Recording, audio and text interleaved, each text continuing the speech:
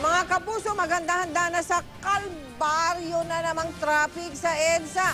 Bukas po kasi, aarangkada na ang pagsasaayos ng Magallanes Interchange. Mabuti naman at kanina kahit paano maluwag ang takbo ng mga sasakyan sa EDSA mula sa Makati City. Nakatutok live si Steve Dailisan. Steve!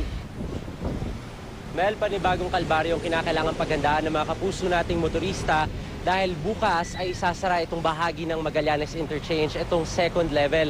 Partikular na maapektuhan, Mel, yung mga galing ng Osmeña Highway o South Super Highway at padiretso ng SLEX.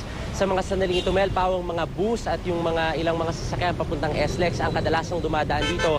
Kaya tuwing rush hour, napakabigat ng daloy ng trapiko. Pero kahit papano, Mel, meron pa rin namang good news dahil yung EDSA bahagya ng lumuwag ng ating bantayan kaninang umaga. Sabi ng MMDA, malaking bahagi nito yung tuloy-tuloy na panguhuli sa mga out-of-line at kolorum ng mga pampublikong sasakyan, lalo pa ngayon na kinatigan sila ng Malacanang.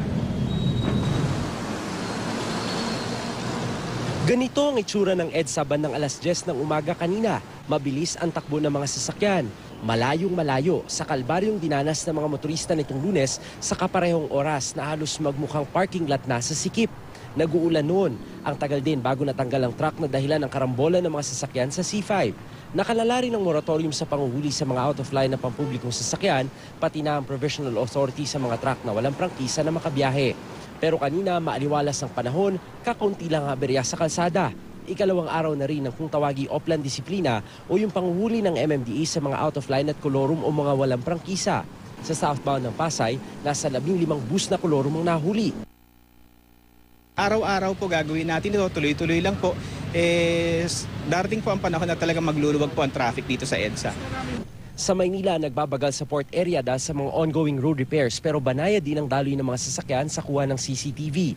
Sabi ni Manila Traffic Czar Isko Moreno, ang kaluwagan sa traffic ay patunay lang daw na epektibo ang desisyon ng Metro Manila Council na ituloy ang panguhuli sa mga iligal na sasakyan, taliwas sa patakarang iniutos ng LTFRB.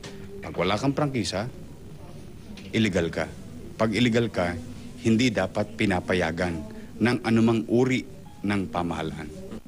Stop yung suffering ng mamamayan na tinatawag niyong boss. Good luck. Sa gitna ng banggaan ng LTFRB at MMDA kaugnay sa pagbiyahe ng mga kolorum at out of line, tila nakapuntos ang MMDA ng kampiyan sila ng palasyo. Sinikap naming tawagan si LTFRB Chairman Winston Hines para hinga ng reaksyon pero di niya sinasagot ang aming mga tawag.